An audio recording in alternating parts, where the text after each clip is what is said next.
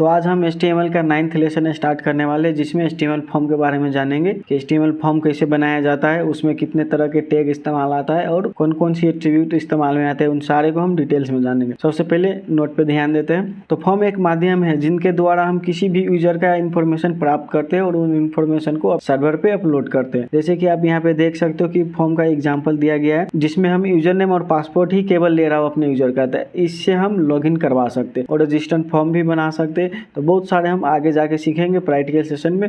इससे पहले हम टैग के बारे में जान लेते हैं और एट्रीब्यूट के बारे में। तो यहाँ पे देखिए फॉर्म के लिए क्या क्या टैग इस्तेमाल में आते हैं, वो सारे यहाँ पे मेंशन है। तो सबसे पहले फॉर्म टैग। तो फॉर्म टैग से हम फॉर्म की कोडिंग स्टार्ट करते हैं। उसके बाद है इनपुट टैग। तो इनपुट टैग को हम इसलिए इस्तेमाल करते हैं कि उस फॉर्म के अंदर में जो बॉक्सेस होता है उसे हम लोग क्रिएट करते हैं इनपुट टैग से, और इन्हीं बॉक्स के द्वारा हम यूजर से उसका इंफॉर्मेशन लेते हैं, जिसे इनपुट फील्ड भी कहा जाता है। तो एग्जाम्पल में आप देख सकते हो किस तरह के हम इनपुट फील्ड बना सकते हैं, जैसे कि first name, last name, user name, password, number, gender, DOB और बहुत तरह के इनपुट फील्ड हम लोग क्रिएट करेंगे अपने जरूरत के अनुसार से। उसके बाद है टेक्स्ट एरिया टैग। इस टैग को हम वहाँ पे इस्तेमाल करते हैं जहाँ पे अपने यूजर के बहुत सारा इन्फॉर्मेशन लेनी होती है। वहाँ पे हम टेक्स्ट एरिया टैग को इस्तेमाल करते हैं और इसे भी बॉक्सेस कहा जाता है। जैसे यहाँ पे आप टेक्स्ट एरिया फील्ड का एग्जाम्पल रिटर्न वो देख सकते हो, कुछ इस तरह से होता है। और यहाँ पे कुछ उसका एट्रीब्यूट है, नेम, रोज, कॉलम।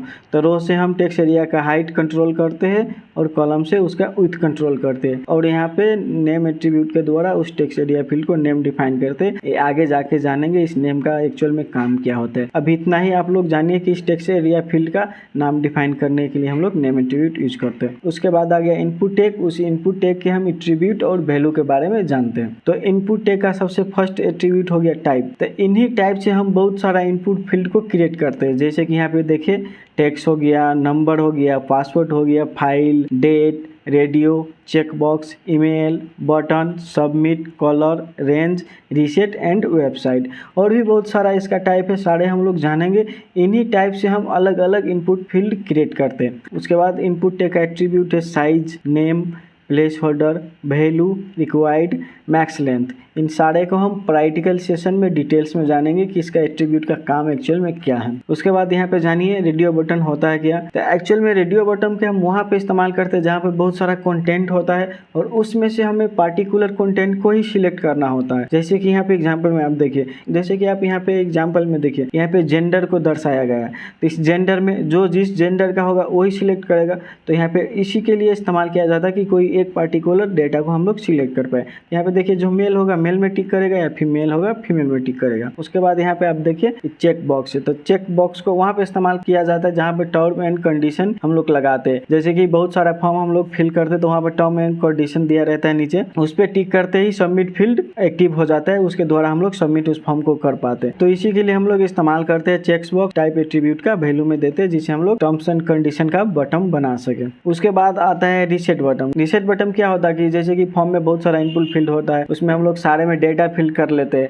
और उसे हम लोग फिर रीसेट करना है, सारे को इरेज करना है। तो एक एक करके इरेज करेंगे तो बहुत टाइम लग जाएगा। तो इसी के लिए वहाँ पे रीसेट बटन रहता है। उस बटन पे आप क्लिक करोगे कि सारे इनपुट फील्ड का डेटा इरेज हो जाएगा। तो इसी के लिए हम लोग बनाते हैं रीसेट बटन। तो रीसेट बटन कैसे बनाते हैं, इनपुट फील्ड में टाइप एट्रीब्यूट के अंदर में हम रीसेट वैल्यू राइट करते हैं, उसके बाद ही हम लोग उसे वर्क कर पाते हैं। इसके बाद जानते हैं फाइल बटन। तो फाइल बटन कैसे बनाते हैं, इनपुट फील्ड में टाइप एट्रीब्यूट के अंदर में हम लोग फाइल राइट करते हैं। तो इस फाइल से हम लोग क्या क्या प्राप्त कर सकते हैं, कोई भी इमेज हो गया, कोई भी वीडियो हो गया, और PDF फाइल, डॉक फाइल, बहुत सारा फाइल होता है। इन सारे को प्राप्त करने के लिए हम लोग फाइल बटन बनाते हैं। तो चलिए अब प्रैक्टिकल सेशन में इन सारे को डिटेल्स में प्रैक्टिकल करेंगे और भी डिटेल्स में जानेंगे। तो चलिए अब प्रैक्टिकल सेशन अटेंड करते हैं। तो सबसे पहले आप Notepad++ ओपन कर लीजिएगा। उसके बाद HTML का कंप्लीट स्ट्रक्चर राइट कर लीजिएगा। उसके बाद फॉर्म टैग को स्टार्ट कीजिएगा और उसे क्लोज कर दीजिएगा। उसके बाद सबसे पहले राइट करते हैं इनपुट टैग, उसमें टाइप एट्रीब्यूट राइट करता हूँ और उसका वैल्यू देता हूँ टैक्स। तो टैक्स को हम बनाएंगे यूजर नेम प्राप्त करने के लिए। नेम में राइट करूंगा यूजर नेम, किसके लिए इनपुट फील्ड बना रहा हूँ, यूजर नेम के लिए। तो यहाँ पे मैं टाइप कर देता हूँ यूजर नेम। चलिए मैं इसका लेबल भी क्रिएट कर देता हूँ। तो ये लेबल टैग का काम होता है कोई भी डेटा को यहाँ पे दर्शाना, दिखाने के लिए। जैसे मैं इनपुट टैग बना रहा हूँ किसके लिए, यूजर नेम के लिए। तो मैं यहाँ पे लेबल के बीच में राइट करूंगा यूजर नेम। तो यहाँ पे जो भी फील्ड का नाम राइट करना होगा हमें, वो हम लोग लेबल टैग के अंदर में राइट करेंगे। आप लोग P टैग के अंदर में भी राइट कर सकते हो। तो इसे अब सेव करता हूँ। सेव करने के बाद फिर यहाँ से मैं रन करता हूँ। तो देखिए रन करने के बाद कुछ इस तरह से दिख रहा है। तो इसे हम लोग ब्रेक करके नीचे भी दिखा सकते हैं इनपुट फील्ड को। तो यहाँ से ब्रेक टैग लगाता हूँ, फिर सेव करता हूँ, फिर यहाँ से रन करता हूँ। तो देखिए कुछ इस तरह से दिख रहा है। तो ये अच्छा नहीं लग रहा है, उस यूजर नेम के बाद ही जो इनपुट फील्ड था वो अच्छा लग रहा है। तो उससे वैसा ही राइट करता हूँ ऊपर, कुछ यहाँ से मैं स्पेस देकर कॉलन डिफाइन करके यहाँ से सेव करता हूँ। सही लग रहा है। इसे मैं सेंटर में करता हूँ, ये सारे फॉर्म को ही मैं सेंटर कर देता हूँ। तो उसके लिए सेंटर टैग को स्टार्ट करूंगा और इस फॉर्म टैग के बाद इसे मैं क्लोज कर दूंगा, फिर सेव करके रन करता हूँ। तो देखिए सेंटर में आ गया। अब इसके बाद और भी फील्ड क्रिएट करता हूँ मैं।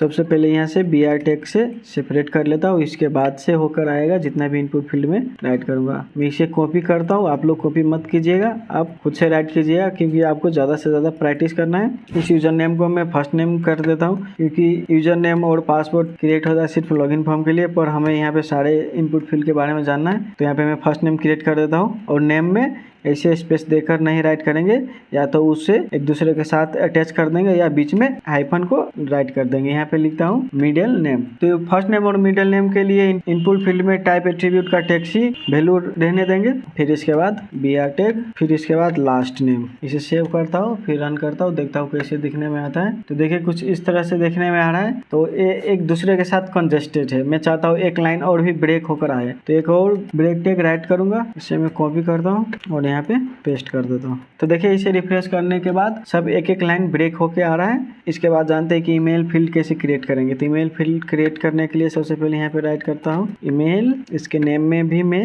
राइट कर देता हूँ ईमेल क्योंकि मैं ईमेल के लिए बना रहा हूँ, और टाइप एट्रीब्यूट के अंदर में ईमेल राइट करूँगा तो ये ईमेल के लिए फील्ड क्रिएट हो जाएगा। तो यहाँ पे देखिए अब ऑटोमेटिक ईमेल को यहाँ से डिटेक्ट कर रहा है। इसके बाद नंबर के लिए इनपुट फील्ड क्रिएट करते हैं। तो यहाँ पे मैं राइट कर लेता हूँ नंबर, फिर इसका टाइप एट्रीब्यूट में नंबर राइट करेंगे, नंबर एट्रीब्यूट क्रिएट करने के लिए, और इसका नेम में भी नंबर राइट कर देता हूँ क्योंकि मैं नंबर के लिए बना रहा हूँ। फिर सेव करता हूँ और यहाँ से रन करता हूँ। तो देखिए इसमें टेक्स्ट राइट नहीं होगा, कितना भी टेक्स्ट में राइट करने की कोशिश कर रहा हूँ टेक्स्ट नहीं राइट हो रहा है। क्यों? क्योंकि मैं टाइप एट्रीब्यूट में नंबर वैल्यू दिया है, इसलिए उसमें टेक्स्ट दिया रहता तो इसमें टेक्स्ट और नंबर दोनों राइट होता। इसके बाद डेट के लिए बनाता हूँ इनपुट फील्ड। तो डेट ऑफ बर्थडे या कोई भी डेट लेने के लिए हम लोग बनाते हैं डेट का इनपुट फील्ड। जैसे मैं यहाँ पे राइट कर लेता हूँ DOB, फिर यहाँ से टाइप एट्रीब्यूट में डेट वैल्यू राइट कर दूंगा, फिर यहाँ से मैं नेम में DOB राइट कर लेता हूँ, यहाँ से सेव करके रन करता हूँ। तो अब देखिए डेट इनपुट फील्ड में मैं यहाँ से डेट लिख सकता हूँ। देखिए मंथ राइट कर दिया, उसके बाद डेट, और उसके बाद में ईयर राइट कर दिया। तो इसी तरह से हम लोग डेट ऑफ बर्थडे का डेटा यहाँ से कलेक्ट कर पाते हैं। उसके बाद पासपोर्ट लेने के लिए इनपुट फील्ड बनाएंगे।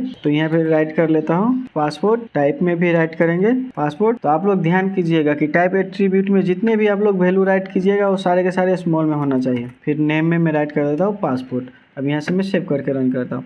तो पासवर्ड में देखिए कोई भी लेटर हम लोग राइट करेंगे तो वो डॉट के सिंबल में आ रहा है, क्योंकि उसके एट्रीब्यूट का वैल्यू मैंने पासवर्ड राइट कर दिया तो इसलिए वो डॉट में आ रहा है। टेक्स्ट रहता तो यहाँ पे वो विजिबल रहता, या नंबर रहता तो यहाँ पे विजिबल रहता। तो इसी तरह से हम लोग कोई भी फॉर्म बनाने के लिए ये सारे इनपुट फील्ड को इस्तेमाल करते हैं। हमें उस फॉर्म में क्या डेटा लेना है उसी के अनुसार से हम लोग इनपुट फील्ड को क्रिएट करते हैं। जैसे कि हमें लॉगिन के लिए सिर्फ यूजर नेम और पासवर्ड लेना है, उसमें जो उसका यूजर नेम होगा, जो नाम होगा वो नाम राइट करेंगे, और पासवर्ड में जो पासवर्ड होगा पासवर्ड राइट करेंगे। जैसे हम लोग साइन अप के लिए बनाते हैं कोई भी रजिस्ट्रेशन के लिए, तो उसमें first name, last name, middle name, email, date of birthday और नंबर, पासपोर्ट, और भी बहुत सारा इनपुट फील्ड वहाँ पे हमें जरूरत पड़ता है। तो सारे के सारे हम लोग बनाते हैं। तो चलिए आज के वीडियो में इतना ही था, क्योंकि ये फॉर्म टैग के जितने भी इनपुट फील्ड है वो सारे पढ़ने में बहुत टाइम लगेगा, तो उसे हम लोग 2 पार्ट में अटेंड करेंगे। तो फर्स्ट पार्ट में इतना ही था। तो अब जितने भी इनपुट फील्ड बाकी है, उसका एट्रीब्यूट बाकी है, सारे के सारे हम लोग जानेंगे नेक्स्ट वीडियो में। और नेक्स्ट वीडियो में एक अच्छा खासा login form and registration form बनाएंगे, जो कैसे बनते हैं वो सारे के सारे हम लोग उसमें जानेंगे। चलिए आज के वीडियो में इतना ही था।